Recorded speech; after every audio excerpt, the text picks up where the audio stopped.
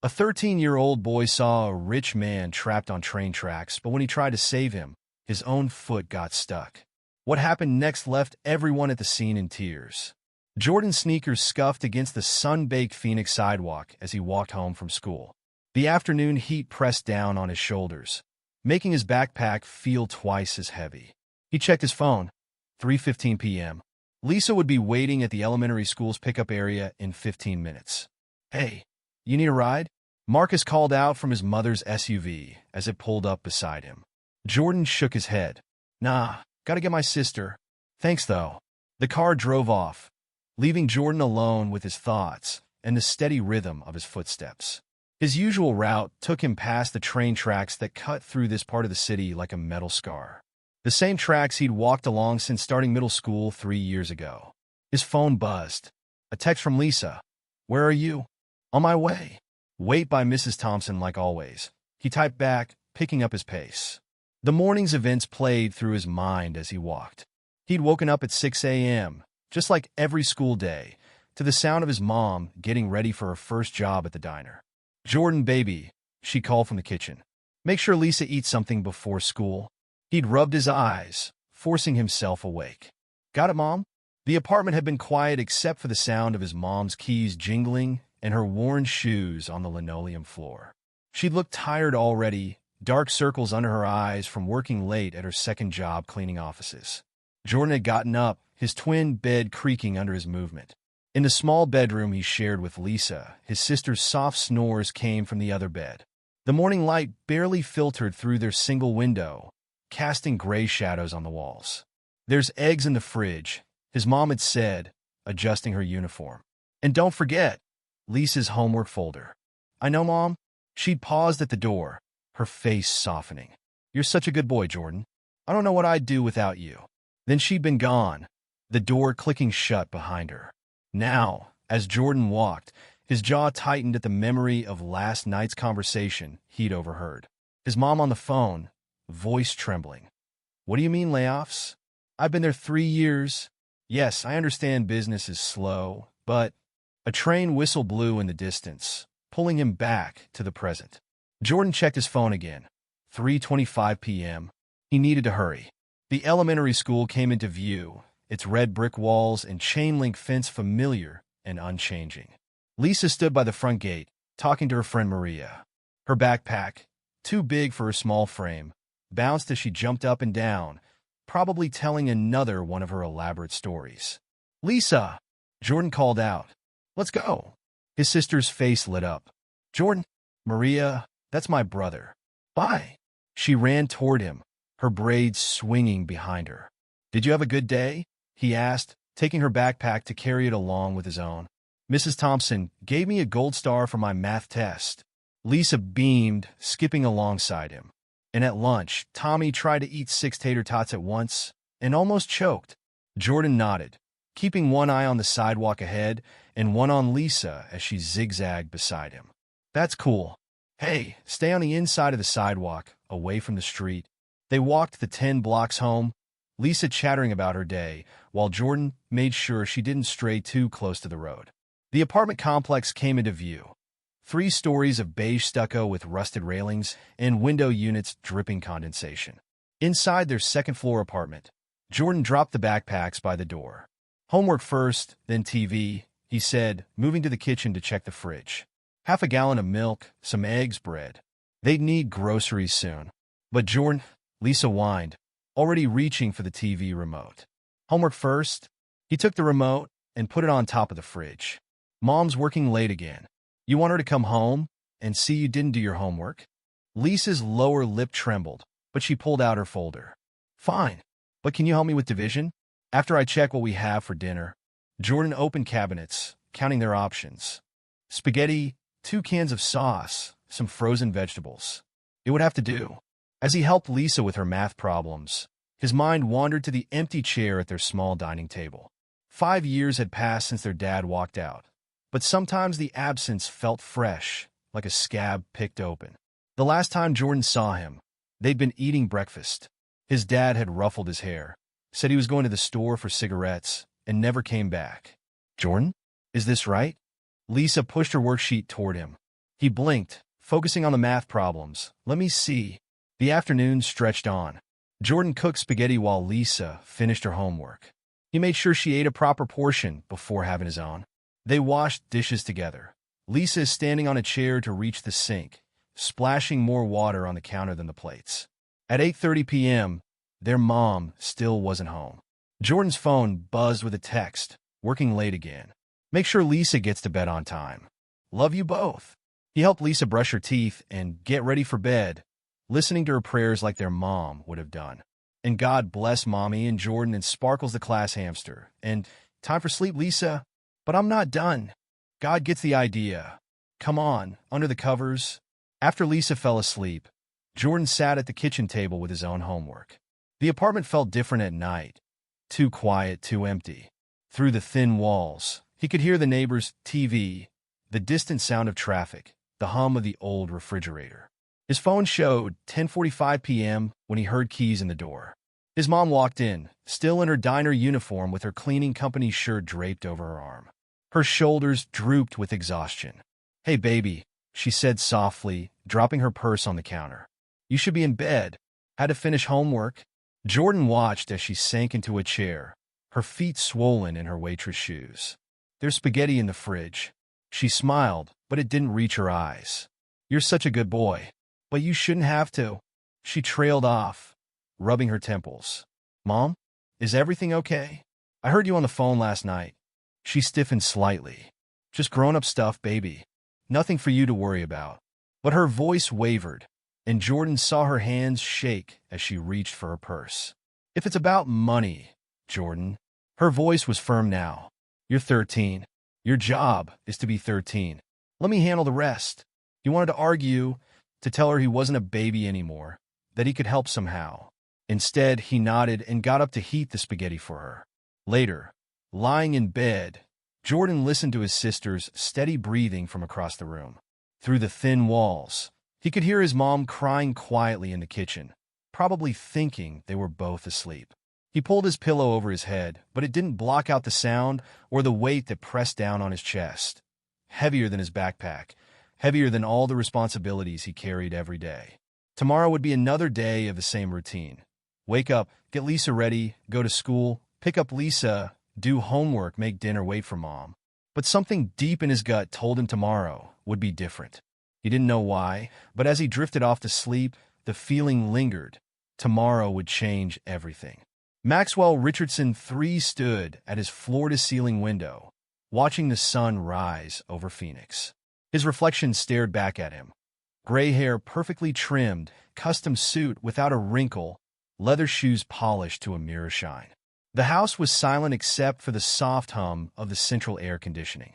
Your coffee, Mr. Richardson, his housekeeper, Maria, said from the doorway of his study. Thank you, Maria. He didn't turn around. Below, his gardeners were already at work on the vast grounds of his estate, tiny figures moving between carefully manicured hedges and flower beds. The morning paper lay on his mahogany desk, folded to the business section. The headline made his stomach tighten. Richardson Development's latest project displaces hundreds. His own face stared up at him from beside the article, caught mid-sentence at a press conference. His phone buzzed. Thomas, his VP of Operations. Max, the protests are getting worse, Thomas said without preamble. We've got families camping outside the Palmer Street properties. The media is having a field day. Max took a sip of his coffee. Have security keep them off the construction site. We can't delay this project. Some of these families have been there for generations, Max. Maybe if we. The board's decision is final. Max cut him off, his voice firm. Progress requires sacrifice. After hanging up, he sat heavily in his leather chair. The coffee turned bitter in his mouth. 50 years of building his empire, of making the tough decisions everyone else shied away from. Now, at 72, he had more money than he could spend in 3 lifetimes and an empty house that echoed with his footsteps. His wife, Eleanor, would have known what to do about the Palmer Street situation. She'd always been his moral compass, pushing him to consider the human cost of his business decisions. But she'd been gone 5 years now, leaving him alone with his wealth and his choices. Your meeting with the board is at 10. His assistant's voice came through the intercom. And the charity luncheon is at 1. Cancel the luncheon, Max said. I need to think. He stood, walking to the bar cart in the corner. His hand reached for the crystal decanter before he caught himself. No, not at 8 in the morning, not anymore. Eleanor had made him promise. Instead, he grabbed his wool coat. I'm going for a walk, he announced to no one in particular. His security team stepped forward from their posts. Sir, let us alone. His tone left no room for argument. Outside, the morning air was crisp despite the promise of another hot Phoenix day. Max walked past his fleet of luxury cars, past the iron gates that opened automatically for him, and onto the quiet streets of his exclusive neighborhood. His shoes, Italian leather that cost more than some people's monthly rent, clicked against the sidewalk. Each step took him further from his sanctuary of wealth, closer to the parts of the city he usually saw only through tinted car windows. The Palmer Street development dominated his thoughts. 300 units of luxury urban living planned for construction. The project would generate millions in revenue, create jobs, revitalize a struggling neighborhood. All the right buzzwords for the press releases. But Thomas's words echoed in his head. Families that have been there for generations. A text notification broke his rhythm. Media requesting comment on Palmer Street protests. Please advise. He ignored it. Max walked on, barely noticing as the perfectly maintained streets of his neighborhood gave way to more modest surroundings. The houses grew smaller, the cars older. Signs of life became more visible. Children's bikes left on front lawns, laundry strung between buildings, music drifting from open windows. Watch where you're going, old man, a teenager on a skateboard called out as he swerved around Max. Max jumped slightly, realizing he'd wandered into the middle of the sidewalk. How long had he been walking? The sun was high now, and his shoes were scuffed from the uneven pavement. Another text. Board members concerned about your absence. Please respond. He turned it off. The sound of a train whistle cut through the air. Max looked up, surprised to find himself near the railroad tracks that divided the city. He'd seen them countless times from his car window, but never on foot. Never this close. His watch showed 2:45 p.m. He'd walked for hours, something he hadn't done since Eleanor was alive. They used to walk together on Sunday mornings, her arm linked through his, pointing out interesting architecture, or children playing or dogs being walked. Life isn't all about balance sheets, Max, she used to say. Sometimes you need to look at what's right in front of you. A train rumbled in the distance. Max stepped closer to the tracks, feeling the subtle vibration through his expensive shoes. Here he was, a billionaire standing alone by the railroad tracks, as lost as he'd been the day Eleanor died. His foot caught on something, a loose rail tie, a rock, he couldn't tell. He stumbled, his knee hitting the gravel hard. Pain shot through his leg as he tried to stand. The train whistle blew again, closer now. Come on, old man, he muttered to himself, attempting to push himself up. His knee buckled. The gravel shifted under his hands. The vibration in the tracks grew stronger. Max looked up. The train was visible now, a red and silver beast bearing down on the tracks. His heart began to race. He tried again to stand, but his knee wouldn't cooperate. His fingers scraped against the rails as he tried to pull himself away. The train whistle screamed. Help, he called out, his voice thin and weak against the growing roar of the approaching train. Somebody help? Movement caught his eye, a figure on the path near the tracks. A boy walking home from school, backpack slung over his shoulder. Help? Max called again, waving his arm. Please. The boy stopped, turned. Their eyes met across the distance. The train whistle blew one more time, deafening now. Max could feel the rails singing beneath his hands. His heart hammered in his chest as he realized the absurdity of his situation. Maxwell Richardson III, the billionaire developer, about to die alone on the wrong side of the tracks he'd only ever seen through a car window. The boy was running toward him now. The train was maybe 30 seconds away. Max tried one more time to stand, but his knee gave out completely. He grabbed the rail to steady himself, then realized his mistake. Now he couldn't let go without falling back onto the tracks. 20 seconds. The boy was getting closer, but the train was closer still. 15 seconds. Max closed his eyes, thinking of Eleanor, Of all the things he should have done differently, "Give me your hand," a young voice shouted above the roar of the approaching train. Max opened his eyes to see the boy standing over him, hand extended, determination etched on his young face. The train's horn blared in one long, desperate note. Everything that happened next would change both their lives forever. Jordan's steps faltered when he heard the cry for help. He'd been lost in thought about Lisa's dinner and tomorrow's math test, but something in that voice cut through everything else. He turned toward the sound and saw him, an old man in an expensive suit, down on the tracks. The train whistle pierced the air again. Jordan's heart jumped into his throat. "Help!" The man called again, his voice cracking with fear. Jordan's feet moved before his brain could catch up. His backpack hit the ground as he ran. The distance to the tracks felt endless, each step too slow, too small. The train rounded the bend, its metal body gleaming in the afternoon sun. The ground trembled under Jordan's feet. "I'm coming," he shouted, but the wind whipped his words away. 20 yards left. 15. 10. The old man tried to stand again and failed, his knee buckling beneath him.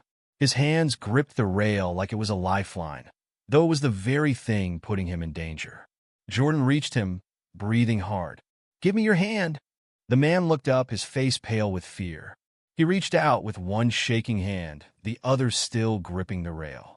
Jordan grabbed his arm and pulled. Nothing happened. The man was heavier than he looked, and his other hand wouldn't let go of the rail. "You have to let go," Jordan shouted over the approaching train. "I'll fall." The man's eyes were wide with panic. The train horn blasted again, longer this time. Jordan looked up. The train was close enough now that he could see the driver's face, mouth open in a silent shout. Jordan's arms strained as he pulled harder. "Better to fall then." He didn't finish the sentence.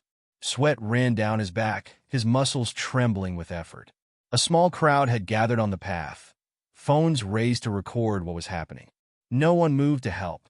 "Please," Jordan grunted, pulling with everything he had. "You have to let go of the rail." The man's fingers finally released their death grip. For a moment, Jordan thought they'd make it, but then his own foot caught between the rail ties. He stumbled, nearly dropping the man. The train was seconds away now. Its horn was one continuous scream. Jordan's shoe was stuck fast. He could feel the rail vibrating through the sole, the metal singing with the approaching train. His heart pounded so hard he could barely hear anything else. "Leave me," the old man shouted. "Save yourself." Jordan thought of his mother, of Lisa, of the empty chair at their kitchen table, of another person leaving. "No," he shouted back. The word tore from his throat, raw and desperate. The train's brakes squealed. Sparks flew from the rails. Not enough time to stop. Jordan twisted his body, using his trapped foot as an anchor. He wrapped both arms around the man's chest and heaved backward with everything he had. His muscles burned. His trapped foot felt like it was being torn apart. 10 seconds. The man's weight shifted. 8 seconds. Jordan's shoe ripped free. 5 seconds. They fell backward together, rolling down the gravel slope beside the tracks. 3 seconds. Jordan's shoulder hit hard ground. 1 second. The train roared past in a blur of red and silver, the wind of its passing whipping their clothes and throwing dust into their faces. The ground shook beneath them as car after car thundered by. Jordan lay on his back, gasping for air. His whole body trembled. Beside him, the old man was breathing in ragged gulps. The crowd on the path had grown larger.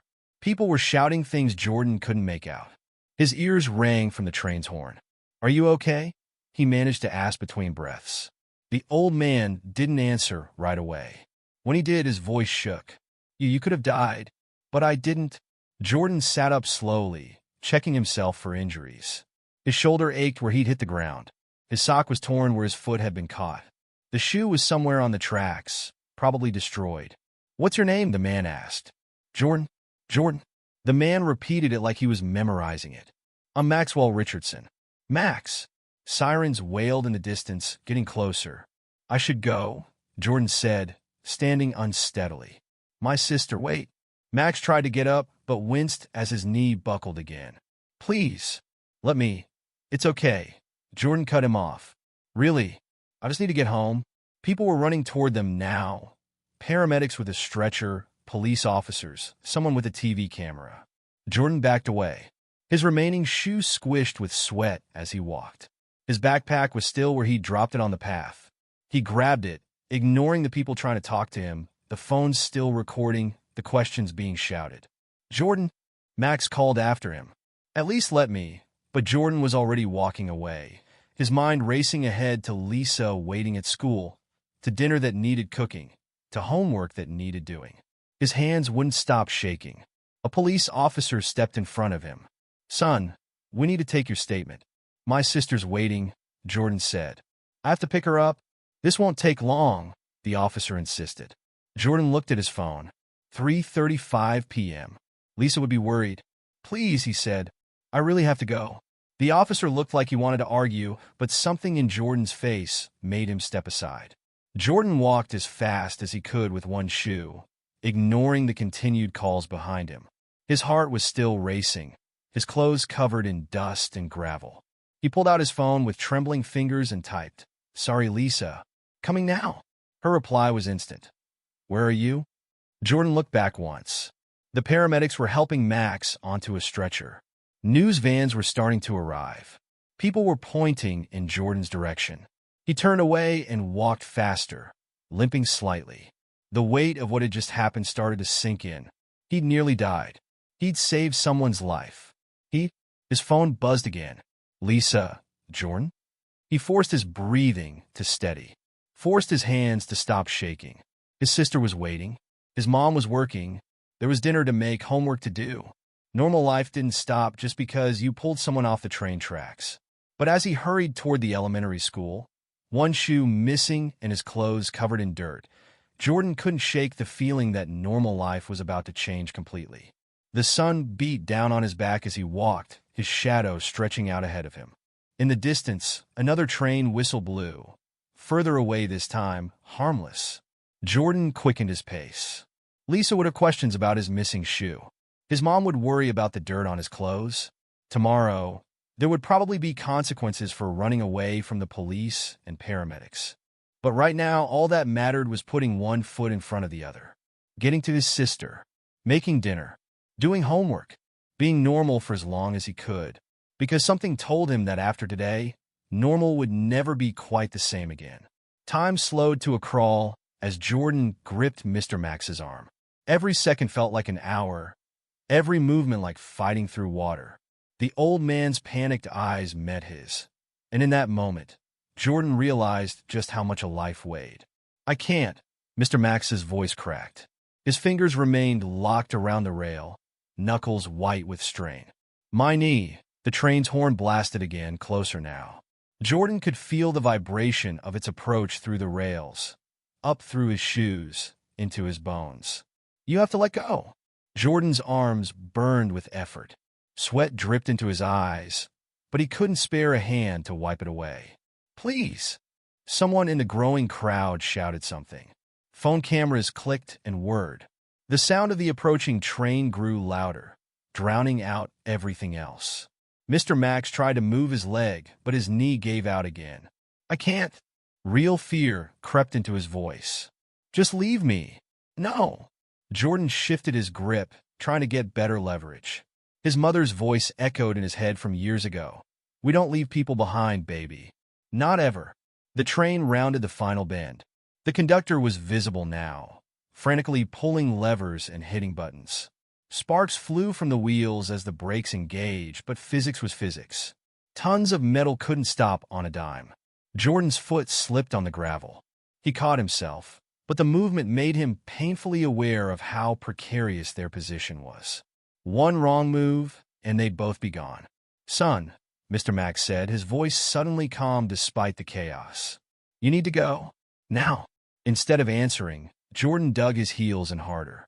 His muscles screamed in protest as he pulled again. This time, Mr. Max's grip on the rail loosened slightly. Almost, Jordan grunted. Then his right foot caught between two railroad ties. The laces snagged on a spike, pulling tight. He tugged, but it wouldn't budge. The train's horn became one continuous scream of warning. My foot stuck. Panic edged into Jordan's voice for the first time. Mr. Max turned his head to look at the approaching train. Oh, God! Jordan pulled at his trapped foot with his free hand, still gripping Mr. Max with the other. The laces only pulled tighter. He could feel the rail vibrating more intensely now, the metal singing with the train's approach. Someone in the crowd finally moved to help, but a police officer held them back. Too dangerous. Train's too close. Jordan's mind raced. They had seconds, maybe less. He couldn't get his foot free. Couldn't lift Mr. Max. Couldn't. His mother's face flashed through his mind again. The way she looked after working double shifts, exhausted but never giving up. The way she solved problems one step at a time, no matter how impossible they seemed. One step at a time, Jordan stopped pulling at his foot. Instead, he braced it against the rail, ignoring the pain as the metal dug into his ankle. He wrapped both arms around Mr. Max's chest. "What are you?" Mr. Max began. "When I say now," Jordan cut him off. "Let go of the rail and push with your good leg. Everything you've got." The train was deafeningly close now. The ground shook with its approach. Now! Mr. Max's fingers finally released their death grip. He pushed with his good leg, just as Jordan heaved backward, using his trapped foot as an anchor point. For one horrible moment, nothing happened. Then Jordan felt the shoe's laces begin to tear. The train's horn pierced his eardrums. He could feel the heat from its approach, see the terror on the conductor's face. The laces snapped. Jordan and Mr. Max fell backward together, rolling down the gravel embankment beside the tracks. Sharp rocks cut into Jordan's back and arms. Mr. Max's weight crushed the air from his lungs. The train thundered past inches from where they'd been, its wind whipping dust and debris over them. The ground shook so hard Jordan thought his teeth would rattle loose. They lay there, gasping for breath, as the train cars continued to pass in an endless parade of metal and noise. Jordan's whole body trembled with adrenaline and exhaustion. Every muscle felt like it was on fire. Mr. Max rolled onto his back beside him, his expensive suit covered in dirt and torn in several places. He wheezed, "You saved my life." Jordan couldn't answer. His throat was too dry, his chest too tight. He could hear shouting from above them on the path, sirens in the distance. "My boy," Mr. Max's voice shook. "You could have died. Why didn't you leave?" Jordan thought about the empty chair at their kitchen table, about his father walking away, about his mother working herself to exhaustion to keep them afloat. "Because," he managed to say, "that's not what we do." Mr. Max tried to sit up but fell back with a groan, his injured knee giving out again. "What's your name? Please, I need to know." "Jordan." He sat up slowly, wincing at the pain in his shoulders and back. "Jordan Williams. Jordan Williams." Mr. Max repeated it like a prayer. "I'm Maxwell Richardson." "And I." But Jordan wasn't listening anymore. He'd caught sight of his phone, which had fallen from his pocket during the roll down the embankment. The screen was cracked, but he could still make out the time. 3:40 p.m. "Lisa, I have to go," he said, struggling to his feet. His sock was torn and bloody where the rail had cut into his ankle. His remaining shoe was filled with gravel. "Wait!" Mr. Max called as Jordan began climbing back up to the path. "Please let me help. It's fine." Jordan cut him off. "Really? I need to get my sister." People were running toward them now. Paramedics, police officers, news reporters. Someone was shouting about getting a statement. Someone else was calling for a medical team. Jordan's legs shook as he reached the path. His backpack was still there, covered in dust. He grabbed it, ignoring the phone still recording him, the questions being shouted. "Young man," a paramedic grabbed his arm. "You need to be checked out." Jordan pulled away. "My sister's waiting at school. I have to go." "Son," a police officer stepped in front of him. "We need to take your statement." "Please." Jordan's voice cracked. "She's only 8. She'll be scared if I'm late." Something in his tone made the officer hesitate. In that moment of indecision, Jordan pushed past him and started walking as fast as his injured foot would allow. Behind him, he could hear Mr. Max calling his name, could hear the chaos of emergency responders and gathering media. But all he could think about was Lisa waiting at school, probably worried sick by now. His phone buzzed in his pocket. A text from his sister. Where are you? Everyone else is gone. Jordan typed back with shaking fingers. Coming now. Stay with Mrs. Thompson. Every step sent pain shooting up from his injured ankle. His back ached from the fall. His arms felt like lead weights. But he kept walking, one foot in front of the other, just like his mom taught him, because that's what they did in his family. They kept going no matter what. The world narrowed to a single point of focus. Jordan's muscles screamed as he repositioned himself, mind racing through every physics lesson he'd half paid attention to in school. Leverage, force, mass. It all came down to simple mechanics now. Listen to me, he shouted to Mr. Max over the approaching train's roar. I need you to do exactly what I say. The old man's eyes were wide with terror, but he nodded. Jordan planted his free foot firmly against the rail, ignoring the stabbing pain from his trapped ankle. When I count to 3, push up with your good leg as hard as you can. The train's horn blasted again. The conductor was standing now, helplessly watching the scene unfold. 1. Jordan's voice cracked with strain. Mr. Max's fingers whitened on the rail. 2. The ground trembled violently beneath them. Jordan could see individual rivets on the train's approaching form now, could feel the heat from its massive engine. 3. Mr. Max pushed with his good leg, just as Jordan threw all his weight backward. For a terrifying moment, nothing happened. Then Jordan felt the shift, a change in balance, a sudden redistribution of weight. Keep pushing, he screamed. The train's brakes screamed. Metal shrieked against metal. The sound pierced Jordan's ears like physical pain. Mr. Max's grip finally broke free from the rail. The sudden release sent them both stumbling backward. Jordan's trapped shoe ripped completely apart, the laces snapping with a sharp crack. They fell. The world spun in a blur of sky and ground, and the red blur of the train passing. So close Jordan felt the wind of it tear at his clothes. They rolled down the gravel embankment, rocks cutting into their skin, dust filling their lungs. Someone was screaming, maybe several people. The sound mixed with the thunderous roar of the train passing inches from where they'd been seconds before. They came to a stop at the bottom of the embankment. Jordan lay there, every breath burning in his lungs. His whole body shook uncontrollably. Beside him, Mr. Max coughed and gasped. The train continued to pass, car after car creating a wall of moving metal above them. The ground shook with each wheel that passed over the section of track they'd just vacated. Jordan, Mr. Max's voice was barely audible over the noise. My God, son. Jordan couldn't answer. His throat was too dry, his chest too tight. Black spots danced at the edges of his vision. You saved my life, Mr. Max continued, his voice breaking. You risked everything. Above them on the path, people were shouting. Jordan could make out fragments of conversations. Did you get that on video? Someone call an ambulance. That kid just saved Maxwell Richardson.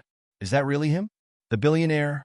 The last of the train cars finally passed, leaving an eerie silence in its wake. Jordan's ears rang in the sudden quiet. He tried to sit up and immediately regretted it. Every muscle protested the movement. His sock was soaked with blood where the rail had cut into his ankle. Don't move, Mr. Max said. Help is coming. Jordan looked up the embankment. People were carefully making their way down toward them now. Paramedics with medical bags, police officers, news reporters with cameras.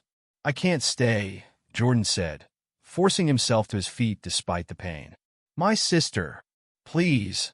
Mr. Max reached for him with a shaking hand. Let me help you. It's the least I can do. Jordan took an unsteady step backward. I have to go. You're hurt, Mr. Max protested. At least let the paramedics. Lisa's waiting. Jordan cut him off. She's only 8. She'll be scared. He turned and started climbing back up the embankment, each step sending sharp pains through his injured ankle. Rocks shifted under his feet, making the ascent even harder. A paramedic reached down to help him up the final few feet. Son, you need medical attention. Jordan pulled away. I'm fine. You're bleeding, the paramedic pointed out. It's nothing. Jordan spotted his backpack on the path and grabbed it. I have to go. A police officer stepped in front of him. We need to take your statement first. Jordan's phone buzzed in his pocket. Another text from Lisa, Probably. His throat tightened. Please, he said. My sister's waiting at school. She's all alone. The officer hesitated, then stepped aside. Jordan limped past the growing crowd as quickly as he could. His remaining shoe was full of gravel, his clothes torn and dirty. Every step was agony, but he forced himself to keep moving. Behind him, he could hear Mr. Max calling his name, could hear the chaos of emergency vehicles arriving, could hear reporters shouting questions. He didn't look back. His phone buzzed again. He pulled it out with trembling hands. Lisa, Jordan, where are you? I'm scared. He typed back 5 minutes away. Stay with Mrs. Thompson. Promise. The elementary school was only a few blocks away now. Jordan focused on putting one foot in front of the other, trying to ignore the pain, the exhaustion, the way his hands wouldn't stop shaking. A news van drove past him, heading toward the tracks. Then another. Soon there would be cameras everywhere, reporters asking questions, people wanting to know why he'd risked his life for a stranger. But none of that mattered right now. All that mattered was getting to Lisa. Jordan rounded the final corner. The elementary school came into view. Lisa stood by the front gate with her teacher, Mrs. Thompson. When she saw him, her face lit up with relief. Jordan, she ran toward him, then stopped short when she saw his condition. What happened to you? Mrs. Thompson's eyes widened as she took in his appearance. The missing shoe, the bloody sock, the torn and dirty clothes. Are you all right? She asked. Should I call your mother? Jordan shook his head. I'm fine. Just fell. Come on, Lisa. Let's go home. Lisa looked like she wanted to ask more questions, but something in Jordan's face made her stay quiet. She took his hand as they started walking. Behind them, more sirens wailed in the distance.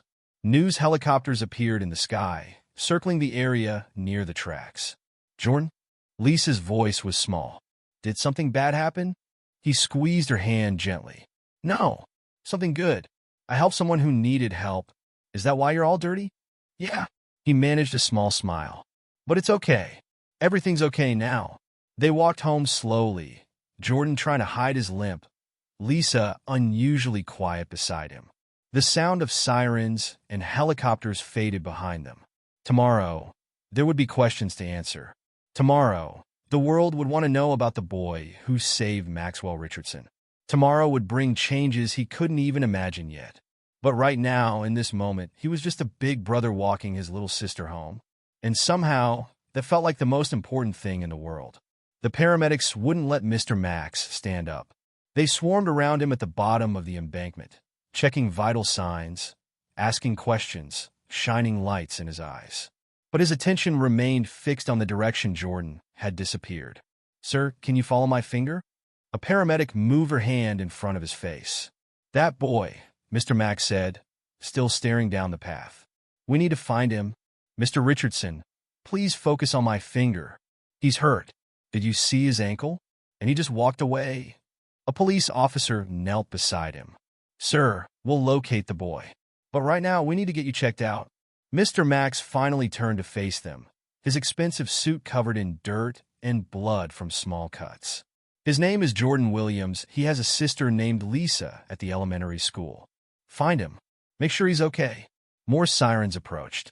News vans parked haphazardly along the street above. Reporters shouted questions from the top of the embankment. Mr. Richardson, can you comment on what happened? Who was the boy who saved you? Was this related to the Palmer Street protests? Mr. Max ignored them all. His hands wouldn't stop shaking. The image of Jordan's face, determined and scared all at once, kept flashing through his mind. We need to get you to the hospital, a paramedic said. That knee needs immediate attention. Fine, Mr. Max agreed. But first, give me my phone. His assistant arrived just as they were loading him into the ambulance. Sir, the board is demanding answers. The media is going crazy. Should I release a statement? Find that boy, Mr. Max said. Jordan Williams lives near here. Has a sister in elementary school. Mother works 2 jobs. That's your only priority right now. But sir, the Palmer Street situation can wait. Mr. Max's voice left no room for argument. Find Jordan Williams. The ambulance doors closed, cutting off the chaos outside. As they drove toward the hospital, Mr. Max closed his eyes, remembering the moment he thought would be his last. The train bearing down. The certainty of death. Then a young voice. "Give me your hand." Why hadn't the boy run? Anyone else would have. Should have. Mr. Max pulled out his phone with trembling fingers and made a call. Thomas? The Palmer Street Project. Shut it down. All of it. Meanwhile, Jordan sat at their small kitchen table, trying to clean the cuts on his ankle, while Lisa watched with wide eyes. "Does it hurt?" she asked. "Not much." He winced as he dabbed at the wound with a wet paper towel. They were out of proper bandages. "Why won't you tell me what really happened?" "I told you. I helped someone." Lisa crossed her arms. "Then why are there helicopters?" Jordan glanced out the window. 2 news helicopters circled in the distance, their rotors a constant drone in the background. Police sirens still wailed occasionally. "It's not important," he said. "Have you started your homework?" "Jordan?" Lisa's voice was serious in a way that made her sound much older than 8. "I'm not a baby. Something big happened." He sighed, setting down the bloodied paper towel. "Yeah, something big happened. But right now, I need to make dinner, and you need to do your homework." "Okay." Their apartment door burst open. Their mother stood there, still in her diner uniform, face pale with panic. "Jordan!" She ran to him, pulling him into a tight hug. "Baby, are you okay? Mrs. Thompson called me. Said you showed up at school all beat up. I left work early." "What happened?" Jordan hugged her back, suddenly fighting tears. "I'm okay, Mom." "Really?"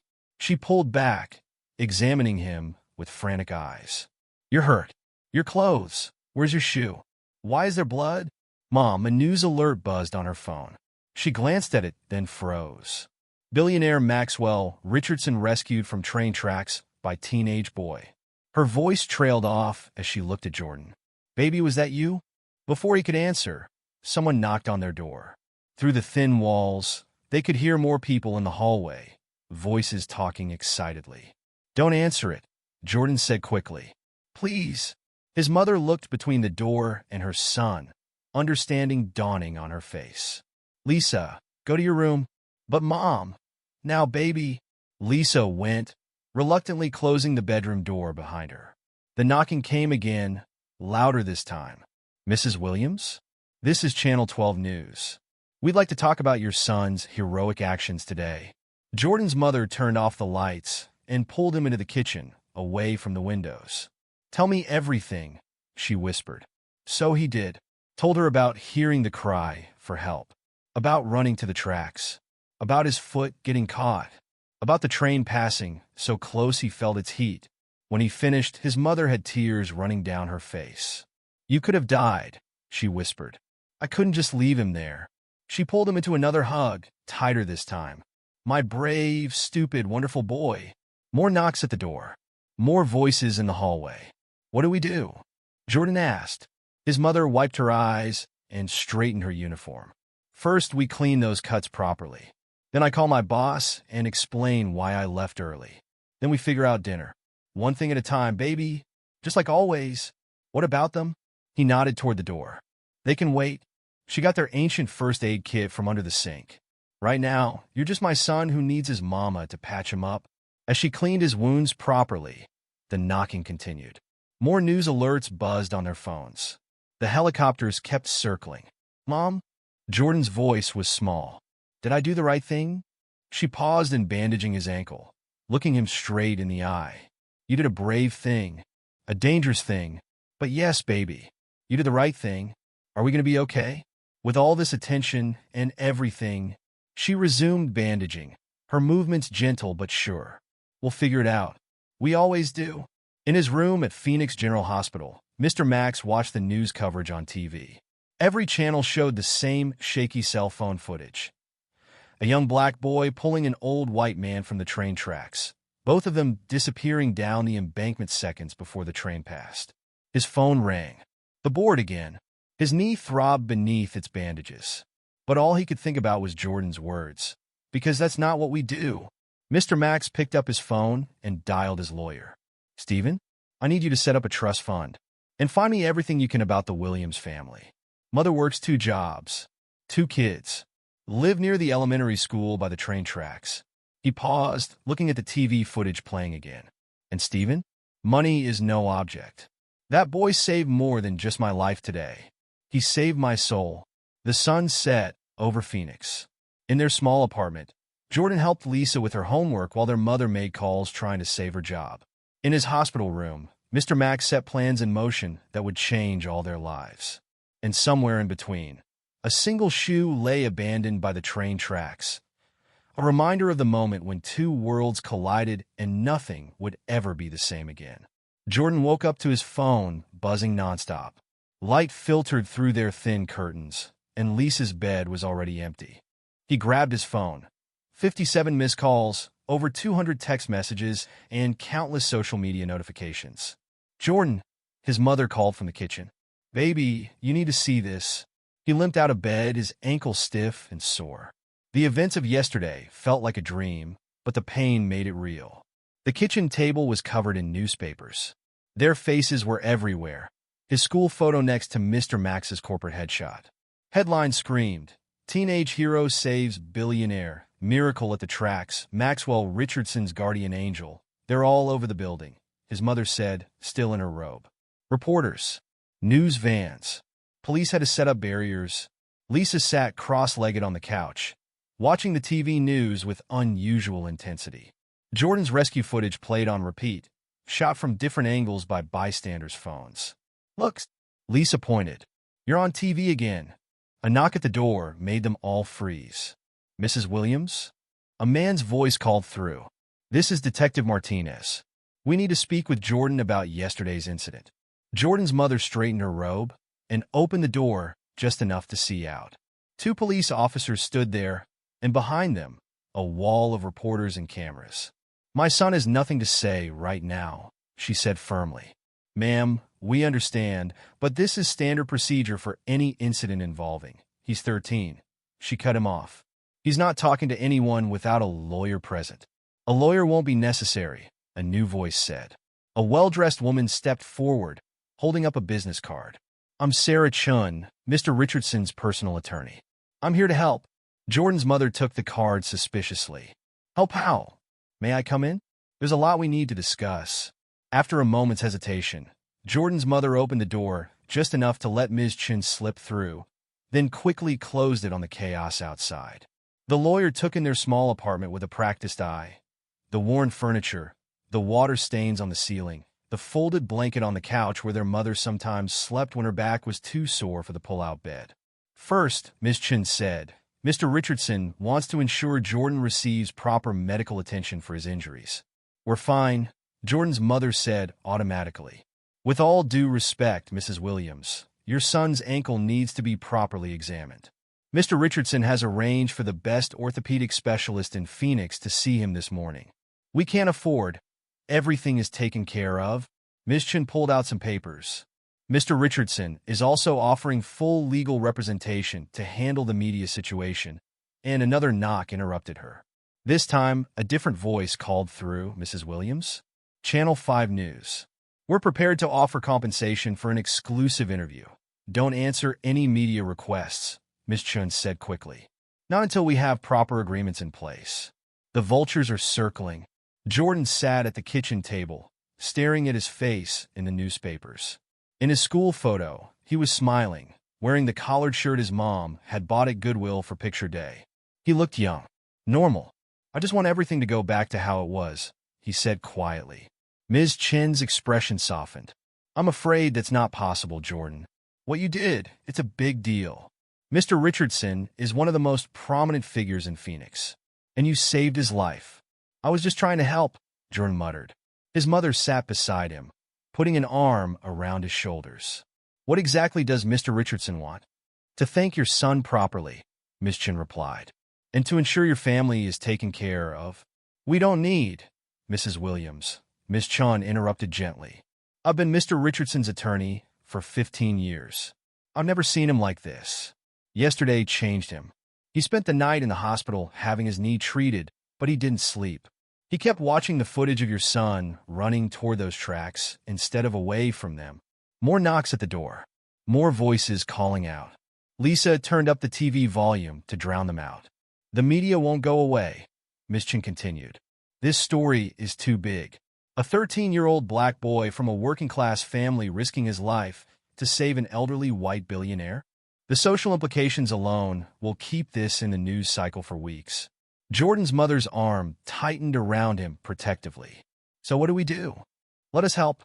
Mr. Richardson has the resources to protect Jordan from exploitation, to ensure this story is told the right way, and to make sure your family benefits from this rather than being harmed by it. I need to get to work, Jordan's mother said, glancing at the clock. About that, Ms. Chen pulled out another document. Your employer called Mr. Richardson's office this morning. They're offering you paid leave to deal with this situation. I can't afford to take leave, and my second job is no longer necessary. Ms. Chen's voice was firm. Mr. Richardson was very clear. Your financial situation is taken care of while we sort this out. Jordan stood up suddenly, his chair scraping against the floor. I didn't help him for money. We know that, Jordan, Ms. Chen said softly. That's exactly why he wants to help you. The TV news switched to footage of Mr. Max in his hospital bed, giving an interview. His voice filled their small living room.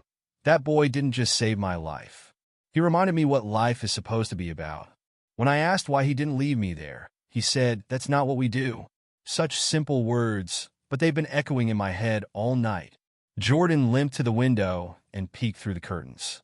The street below was chaos. News vans, cameras, reporters, curious onlookers. Police officers tried to maintain order. I have a math test today, he said, his voice small. His mother let out a sound between a laugh and a sob.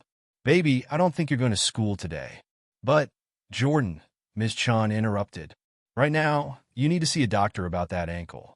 Then we need to get your family somewhere safe and private until this dies down. What about Lisa's school? Their mother asked. We've arranged for private tutoring for both children until it's safe for them to return to regular classes. Lisa perked up. No school? Still school, their mother corrected. Just different for a while. More knocking. More voices. The TV continued to show footage of the rescue, of Mr. Max's interview, of their apartment building with its growing crowd of media. Mrs. Williams, Ms. Chan said gently, you need to decide quickly. This situation will only get more intense. Let us help you handle it properly. Jordan's mother looked around their small apartment, at the water stains, the worn furniture, the stack of unpaid bills by the phone. Then at her children, Lisa watching TV with wide eyes, Jordan by the window with his injured ankle. Okay, she said finally. What do we do first? First, we get Jordan's ankle looked at. A car is waiting in the building's back parking lot. Then we move you to a secure location where you can catch your breath and make proper decisions about how to handle all this. I want to stay here, Jordan protested. Baby, his mother said softly. Look outside. We can't stay here right now. He looked again. The crowd had grown even larger. Someone was trying to climb up the fire escape before police pulled them down. Pack some clothes, Miss Chin advised. Anything important you need for a few days. We'll have someone retrieve anything else you need later. As they threw clothes into bags, Jordan's phone kept buzzing. Lisa packed her favorite stuffed animals. Their mother grabbed important documents from a locked drawer. The TV droned on, showing more angles of the rescue, more interviews with witnesses, more shots of their building surrounded by media. Ready? Miss Chin asked.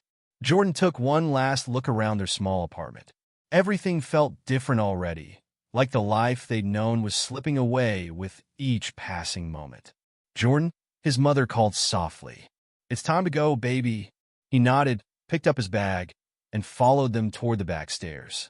Behind them, the apartment door closed on the sound of more knocking, more voices calling their names. Nothing would ever be the same again. But as they made their way down the back stairs, Jordan's mother kept one arm around him and the other around Lisa, holding them close. At least it hadn't changed. At least they were still together. And maybe, just maybe, that would be enough to get them through whatever came next.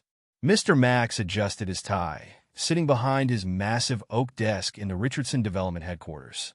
His knee still ached beneath its brace, but he barely noticed it.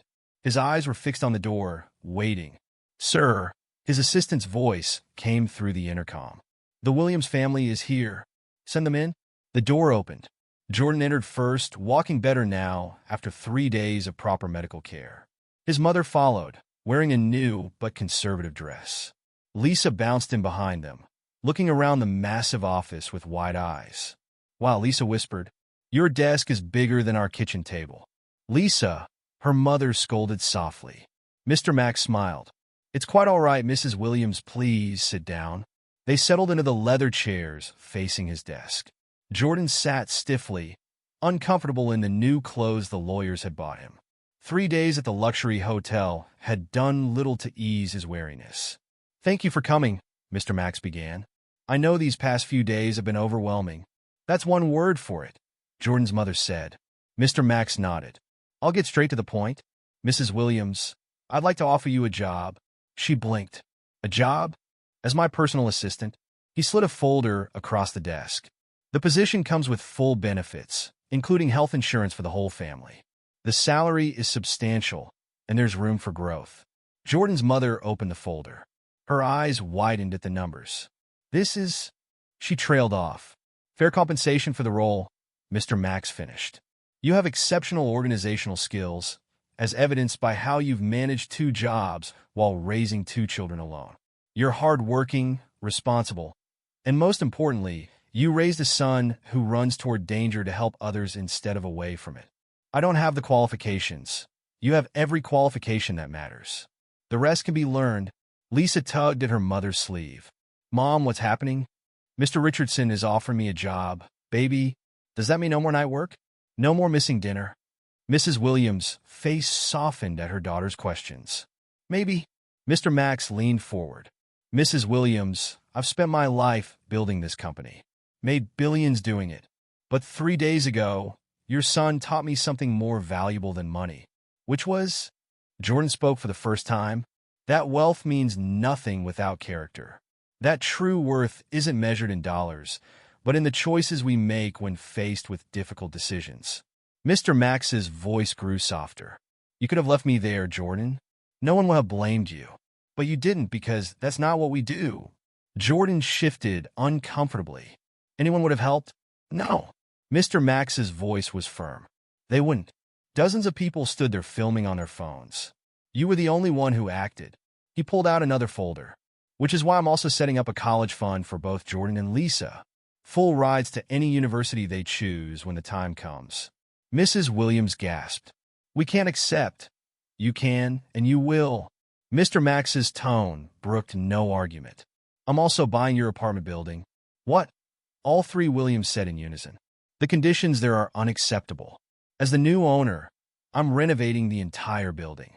Your family will have the renovated top-floor apartment, rent-free, for as long as you want it." Lisa's eyes got even wider.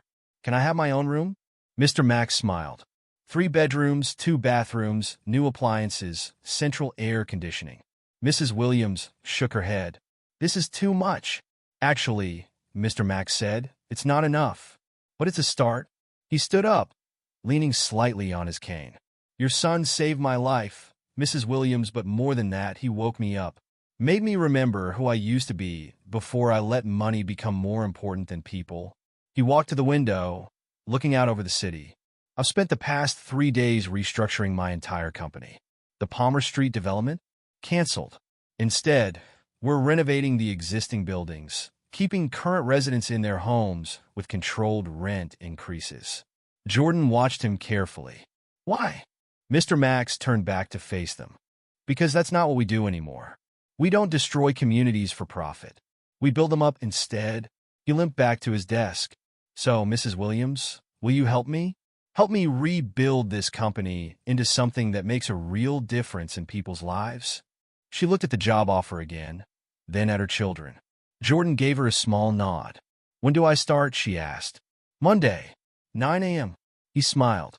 "No more night shifts. No more missing dinner with your children." Lisa jumped up and hugged her mother. "Does this mean you'll be home to read me stories again?" Mrs. Williams hugged her back, tears in her eyes. "Yes, baby. Every night." Jordan remained quiet, watching Mr. Max. "What about the media?" "They'll move on to the next story eventually. Until then, security will keep them at bay. You can return to school when you're ready, Or continue with private tutoring if you prefer. I want to go back, Jordan said firmly. I don't want special treatment. Mr. Max nodded. Of course. But the college fund is non-negotiable. You've earned it. I didn't help you to earn anything. Exactly. Mr. Max's voice grew gentle. That's why you deserve it. He pressed a button on his desk. His assistant entered with more paperwork. There's one more thing, Mr. Max said. I'm starting a foundation, the Jordan Williams Youth Leadership Program. It will provide opportunities for young people who demonstrate exceptional character and courage. Jordan's face flushed. You don't have to. I want to. You've inspired me, Jordan. Now I want to help inspire others. As they signed papers and discussed details, Lisa wandered around the office, looking at everything with wonder. Mrs. Williams wiped tears from her eyes as she read through her employment contract. Jordan sat quietly, still processing everything. Finally, Mr. Max stood again. Welcome to Richardson Development, Mrs. Williams, or should I say, welcome to the family. As they prepared to leave, he called out, Jordan? Yes, sir. Thank you. Not just for saving my life, but for saving my soul. Jordan didn't know what to say to that, so he just nodded. In the elevator going down, Lisa chattered excitedly about having her own room. Mrs. Williams held her employment contract like it might disappear if she let go. Jordan stared at his reflection in the polished elevator doors. Are you okay, baby? His mother asked softly. Jordan thought about it. Everything had changed in just 3 days. Their whole lives had been turned upside down because he'd made one split-second decision to help someone. Yeah, he said finally. I think I am. The elevator doors opened to the lobby, where Mr. Max's security team waited to escort them past the remaining media cameras outside. Mom? Jordan asked as they walked toward the car. Yes, baby? I'm proud of you. She squeezed his hand. I'm proud of you too. So proud it hurts. They stepped out into the bright Phoenix sunshine, cameras flashing in the distance. But for the first time since the rescue, the lights didn't bother Jordan. Because when he looked at his mother's face, he saw something he hadn't seen in years: hope. 1 month later, Jordan walked home from school along his usual route. The train tracks looked different now. The city had installed new safety barriers and warning systems after the incident. A small memorial plaque marked the spot where it happened, though Jordan never stopped to read it. His phone buzzed. A text from his mom. Don't forget, Mr. Max is coming for dinner. These dinners had become a weekly tradition. Every Thursday, the billionaire would arrive at their newly renovated apartment, usually bringing some ridiculous gift that Lisa would love and Jordan would politely accept. The media circus had finally died down. The reporters had moved on to newer stories, though occasionally someone still recognized him on the street. His classmates had mostly stopped asking about it too, especially after he'd made it clear he didn't want to talk about it. Jordan climbed the stairs to their apartment. The elevator was still being installed. The renovation work had transformed the building. Fresh paint, new windows, secured entries. Their neighbors had stopped giving them suspicious looks once they realized the changes meant they could stay too, with manageable rent increases. Jordan, Lisa called as he opened the door. She sat at their new kitchen table, surrounded by homework. Can you help me with my science project? Let me change first, he said, heading to his room. His own room, still a novelty after sharing with Lisa for so long. Their mother worked in the kitchen, preparing dinner. She wore one of her new business suits, looking more confident than he'd ever seen her. The dark circles under her eyes were gone, replaced by a steady energy that came from regular sleep and manageable work hours. How was school, she asked. Good. Got an A on my history test. She beamed. That's my boy. Mr. Max will be here at 6. Jordan nodded, dropping his backpack in his room. The walls were painted his chosen color, deep blue, and a new desk held his schoolwork. No more studying at the kitchen table. He changed clothes and returned to help Lisa with her science project. She was building a model of the solar system, planets scattered across the table in various stages of completion. Neptune needs more blue, she declared, squinting at her work. The doorbell rang at exactly 6. Mr. Max stood there leaning on his cane. His knee was better, but would never be the same. He held a gift bag. Lisa, he called out, I brought you something from my trip to NASA. Lisa abandoned her planets and ran to him. Really? What is it? He pulled out a genuine astronaut's patch. Lisa's eyes went wide. Now your science project will be extra special, he said with a wink. Jordan's mother wiped her hands on a towel. Dinner's almost ready. Jordan, set the table, please. They fell into their now familiar routine. Jordan set out plates while Lisa showed Mr. Max every detail of her science project. Their mother put final touches on the meal. She'd taken cooking classes, another thing she finally had time for. How's the youth program coming along? Jordan asked as they sat down to eat. Mr. Max's face lit up. Wonderfully. We've identified 50 candidates for the first round of scholarships. Would you consider speaking at the launch event? Jordan shifted uncomfortably. I don't know. No pressure, Mr. Max said quickly. But these kids look up to you. Your story inspires them. It wasn't anything special, Jordan muttered. I just helped someone who needed help. That's exactly what makes it special, his mother said softly. You did the right thing without thinking about reward or recognition. Lisa looked up from her plate. Like how you help me with homework, even when you're tired? Jordan smiled at her. That's different, is it? Mr. Max asked. The size of the act doesn't matter. It's the intention behind it. They ate and talked. Mr. Max told stories about his latest charitable projects. Lisa explained every detail of her science project. Their mother shared news about positive changes at Richardson Development. After dinner, while Lisa showed Mr. Max her new telescope, another previous Thursday's gift, Jordan helped his mother clean up. You're quiet tonight, she observed. Jordan loaded dishes into their new dishwasher. Just thinking, about what? He paused, trying to find the right words. Everything's so different now. Better different or worse different? Better, I guess. He closed the dishwasher. But sometimes I miss how simple things used to be. His mother dried her hands and turned to face him. Life is rarely simple, baby, but it can be good in complicated ways. From the living room, they heard Lisa laughing at something Mr. Max said. Through the window, the sunset painted Phoenix in shades of orange and purple. You know what hasn't changed? His mother asked. What? You. You're still my boy who helps without thinking, who takes care of his sister, who makes me proud every single day. Jordan felt his throat tighten. Mom. She pulled him into a hug. Money changed our circumstances, baby, but it didn't change who we are.